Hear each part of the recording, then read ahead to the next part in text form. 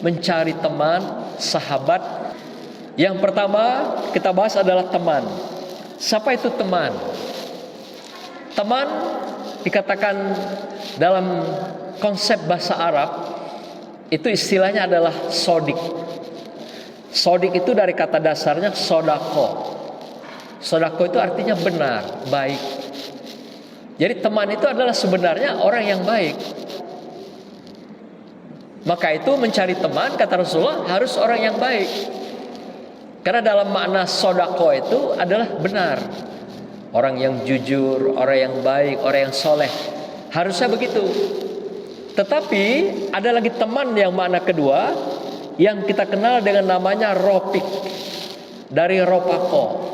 Sebenarnya maknanya bagus. Teman yang menemani kita di dunia ini, di perjalanan. Teman belajar. Teman dalam kelompok. Teman di sekolah. Teman di tempat-tempat tertentu, di pasar dan sebagainya. Ropik dikenal dengan teman juga, tapi teman yang sifatnya sesaat, teman yang sifatnya menemani sementara. Maka itu kalau kita masih berteman, itu kita belum masuk orang-orang itu dalam wilayah hati kita, belum masuk dia di dalam perasaan dan pikiran kita.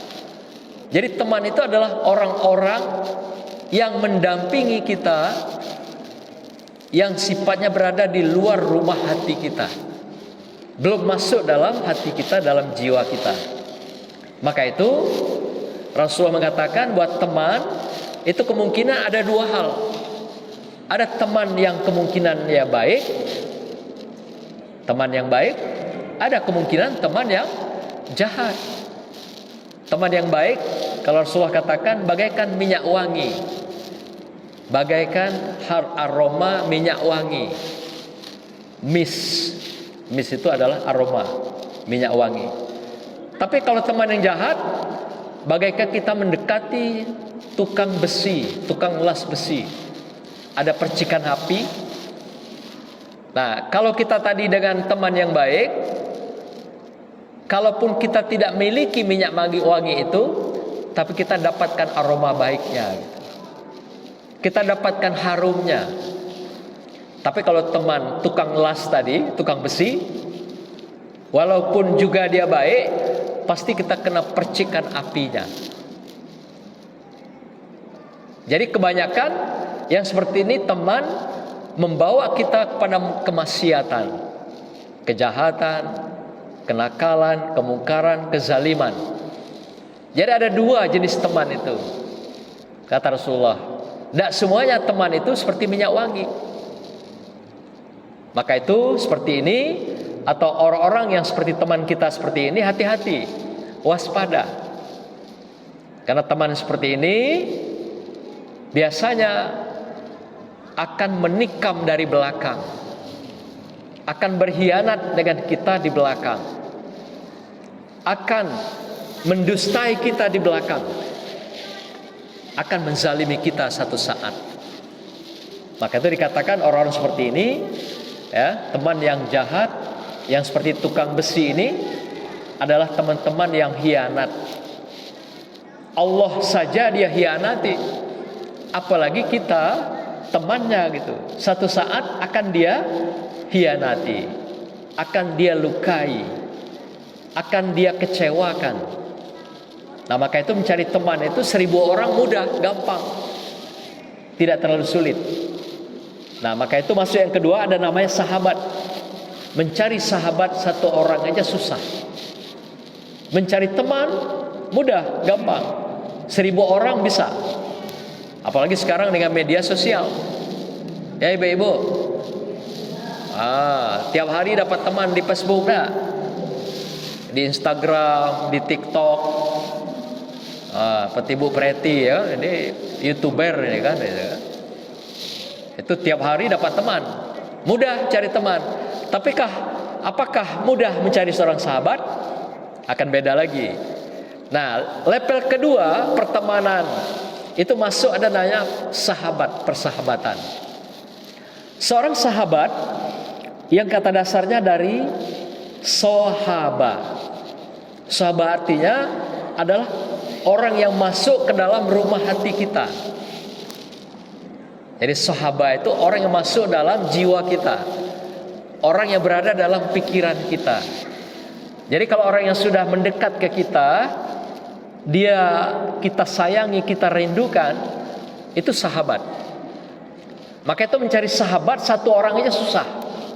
Karena orang yang bisa masuk dalam hati kita, masuk dalam pikiran kita, masuk dalam kenangan kita.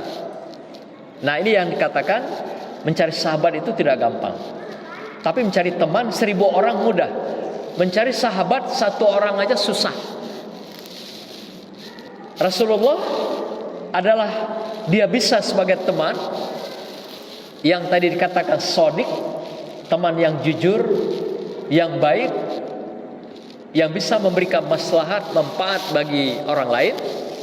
Tapi beliau juga bisa menjadi sahabat bagi setiap orang. Sebagai teman, dia bisa masuk kepada orang Islam, non-Islam. Bayangkan tetangganya itu ada orang Yahudi, ada Nasrani, ada Majusi.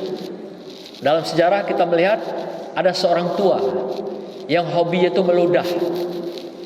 Ya, hobi meludah. Siapa yang paling suka dia ludah? Muhammad, Rasulullah. Ketika Muhammad pergi ke masjid, ke Nabawi, lewat rumah ibu tua ini, orang Yahudi meludah. Setiap lewat meludah. Tapi kira-kira ada beberapa hari dia lewat, tidak ada diludahi oleh mak ini, oleh ibu yang Yahudi ini, teman tetangganya itu. Lalu dia bertanya dengan sahabatnya, wahai sahabatku, kamu tahu nggak kemana orang tua yang di pinggir jalan itu, di persimpangan itu?